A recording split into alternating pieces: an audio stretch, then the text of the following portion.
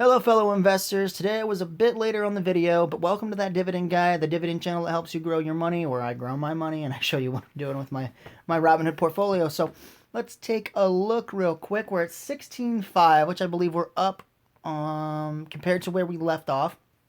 We're up $70 today, so not too bad. So $70 today. We are up 61 for the past week. For the past month, we're up 1,000. 3 months, we're still up over $2,000. For the year, we're still up over $2,200. And all time, love that line, we're up over $2,000 in my investment career. So that's not too bad. That's pretty good growth, and I'm pretty happy with it. So let's take a look at the stocks who are gaining and the stocks that are losing in the portfolio. So total gain loss, here we go, up almost $400 on Altria Group, and I have 97 shares. Up $35+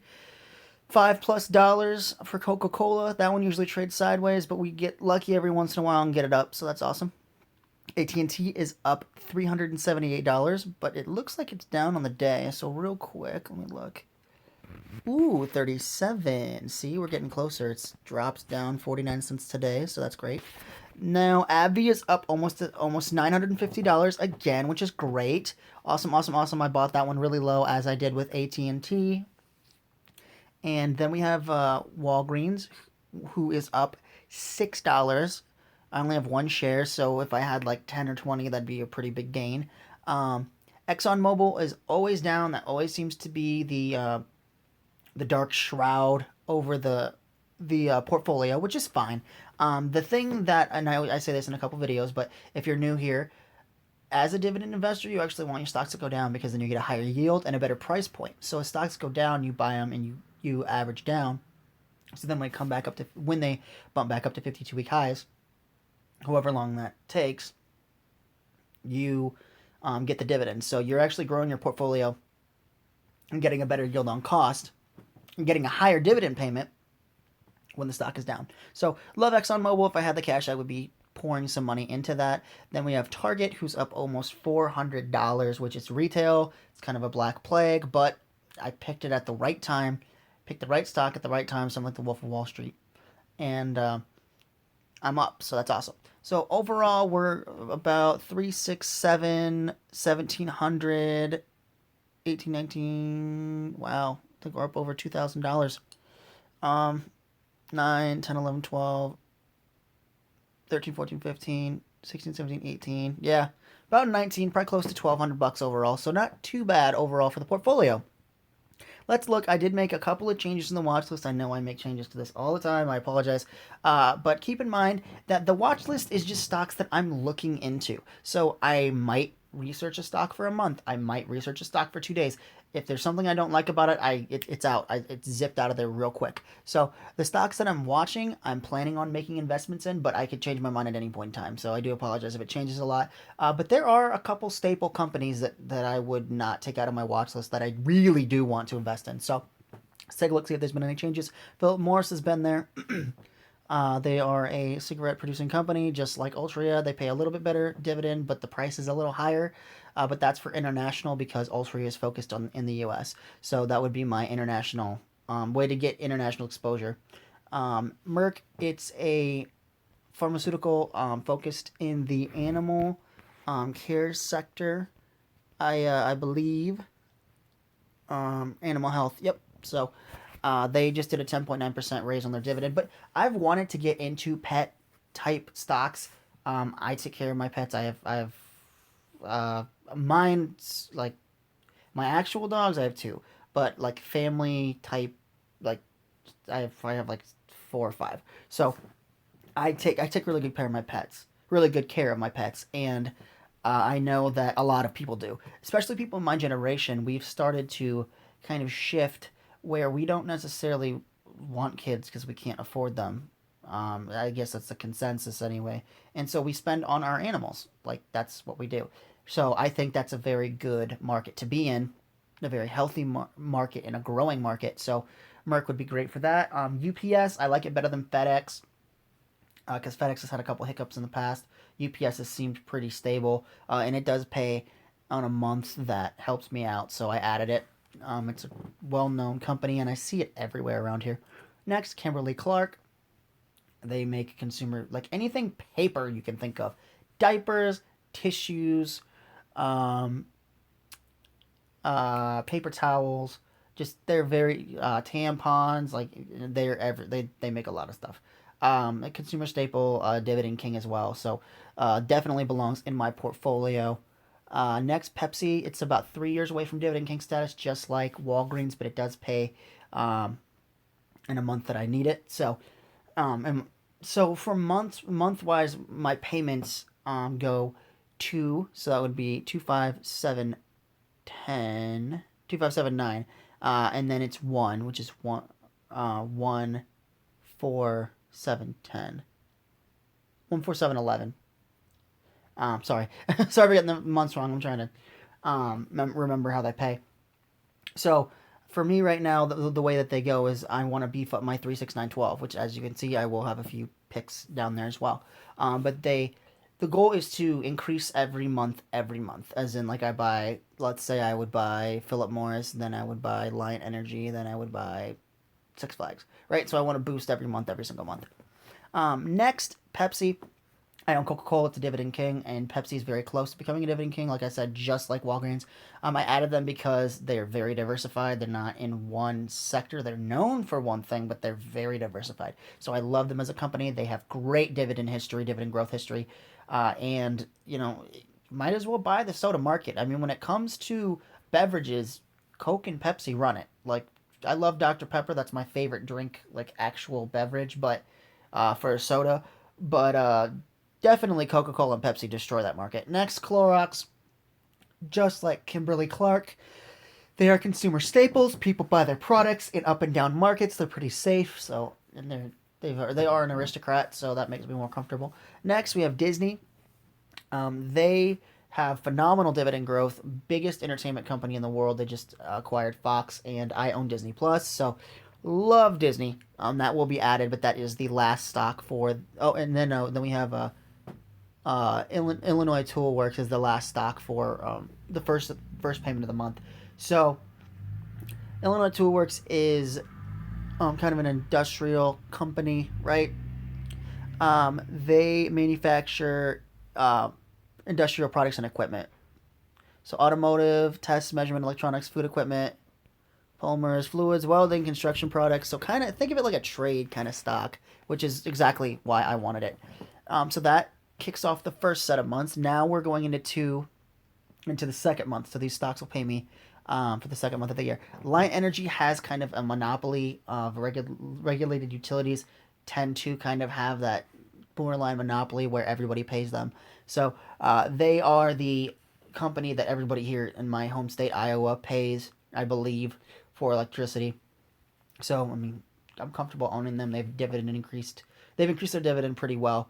And honestly, I'm paying them every month, so I might as well get a portion of the profits that I'm paying them, right? And anybody that I know pay them. So I might as well rake in some of their dollars because they're getting it consistently. That's one of those things like water, electricity. They are cash cows because people pay them in any economy. Just like a consumer staple stock. Like you're gonna need soap. You're gonna need deodorant. You're gonna need toothpaste. Self-care stuff. People buy that in any economy, just like they pay, hopefully, for their rent and definitely their utilities. So, Alliance a pretty safe play. Next, Starbucks. They have great dividend growth history. Biggest coffee manufacturer, coffee house in the world. And coffee is second behind oil as the most wanted commodity in the world. So I'm pretty excited to own them, actually. They're one of my favorite stocks. I just haven't owned them because their price has been kind of iffy lately.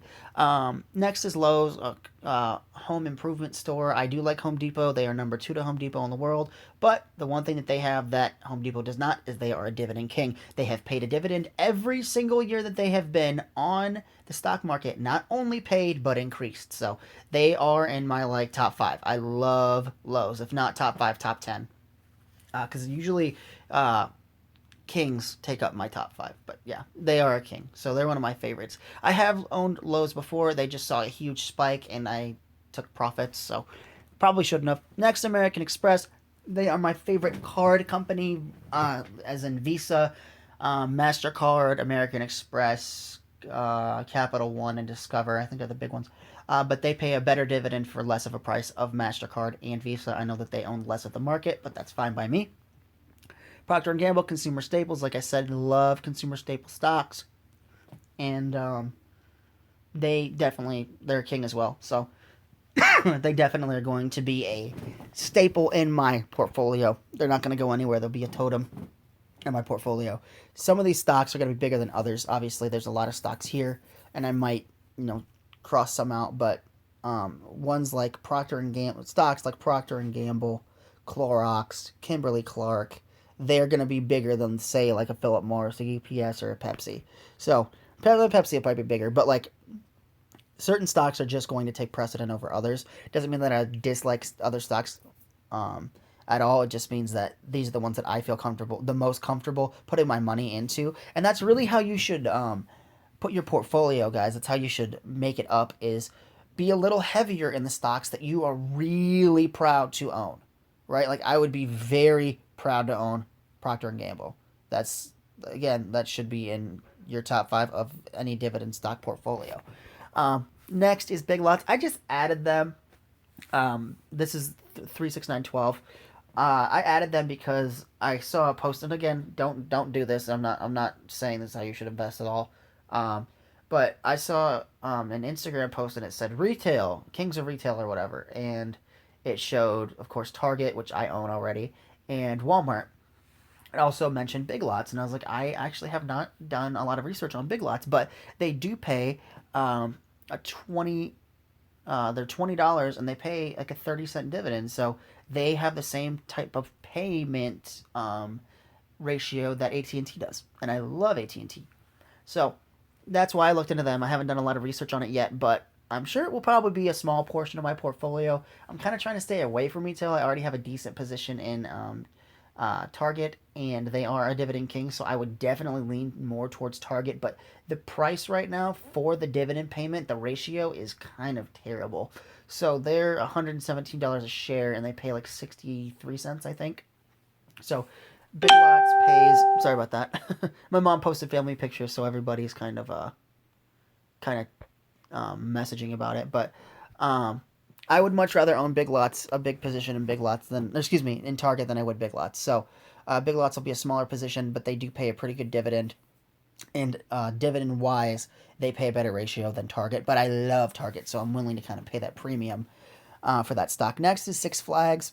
In the entertainment sector, they are a huge theme park. Love their rides. It's so fun. I've been there a few times, and I love the experience there. The culture, just it's phenomenal. You have great fun at Six Flags. But again, they do pay a phenomenal dividend, and they don't have a huge track record of increasing it. Just kind of like Big Lots, they're in the same boat there, but they're cheap, and that's the thing that I struggle with. Is like I've looked into cheaper stocks like Ford, CXW, CenturyLink, smaller companies. And the goal for every dividend investor, I believe, is that you want to put enough money into a stock to buy another share. And with companies like, say, Six Flags or Big Lots, it's a lot easier to do that than it is with something like Procter & Gamble. Because you could buy,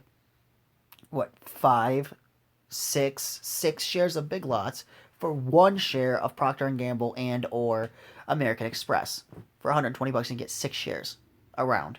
So you can get a $1.20 dividend for 80 cents on Procter & Gamble. See what I mean? So it's like it's hard because in my opinion, I'm sure 100% I know for a fact that Procter & Gamble is a better company than Big Lots. But it's like it's hard as a dividend investor to know like, wow, that rate of return is going to be way better. But I don't think retail is going to do very well in the next, say, 5 to 10 years. Whatever your projection would be.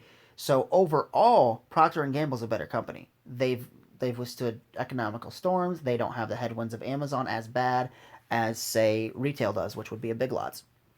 So it's tough when you see companies like a Big Lots or a Six Flags that you're super excited about owning because of the dividend. I do like the business model of both, but it's hard. You sacrifice quality for assurance, really, because you don't know what's going to happen. Like you never do. But I'd feel safer putting my money in a company like Procter and Gamble that has such a long track record versus something like say Big Lots. So anyway, didn't mean to go on a rant, but just that's one of the thoughts that you have as a dividend investor is like you see value as in a Big Lots, or you see um, consistency in Procter and Gamble, and it's like, well, it might be a little bit more risky. And again, it's a dividend stock, so I mean, like, it's not like terribly risky, but there's still more risk in a Big Lots or Six Flags than there is in a Procter and Gamble. Anyway, next, so I love Six Flags. Like I said, love the culture there, love the rides. Huge fan. They pay a great dividend, by the way. So that is green lit. I will be owning Six Flags, and unless it's Big Lots because it's cheaper, I could buy more stocks, 2 for 1 of Big Lots versus Six Flags. But Six Flags actually pays a better dividend than 2 shares of Big Lots would. Next, Waste Management, the biggest trash collector and distribution centers, or they deal with it, right? They know how to break it down. They know how to do it legally, and they have a huge moat. So love Waste Management. Same with Johnson and Johnson. They are a huge healthcare giant. They've been sold like 3 times. They've been sued about 3 times this year, and it doesn't even affect them. So Johnson and Johnson's huge. Same with 3M. They are both Johnson and Johnson and 3M are kings. 3M's in the industrial sector. You can walk down pretty much any home improvement store aisle, and you'll see a 3M product. Next is McDonald's, the king of the fast food industry. Love them, but really they are a real estate company. So overall, sorry guys, just wanted to go through real quick. I've added a few, kind of break down my watch list as I go through my stocks. And as I said again, I'm not sure. I might switch out some of these, right? Some of them, like Big Lots, not a huge fan of, right? Not yet, anyway. I haven't done a lot of research on them, so I'm not banging on Big Lots specifically. But that's just the one I just added and talked to one of my friends about the dividend yield. So overall, guys, we had a great day, right? We had a great day on the market. Can never be sad about making money, which is exactly what we did today. We're up to 16.5. So thank you guys so much for watching this series. I post Monday through Friday. Updates on my Robinhood portfolio. I love the engagement. I've gotten subscribers pretty much every day, even on the weekends when I don't post. So thank you. Hello to the new subscribers. Welcome. To the old ones, thank you for consistently watching the videos, commenting. I love your comments. I love responding to them.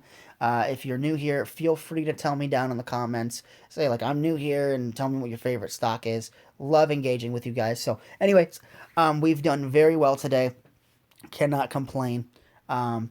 So, I will see you guys tomorrow on another dividend investing video.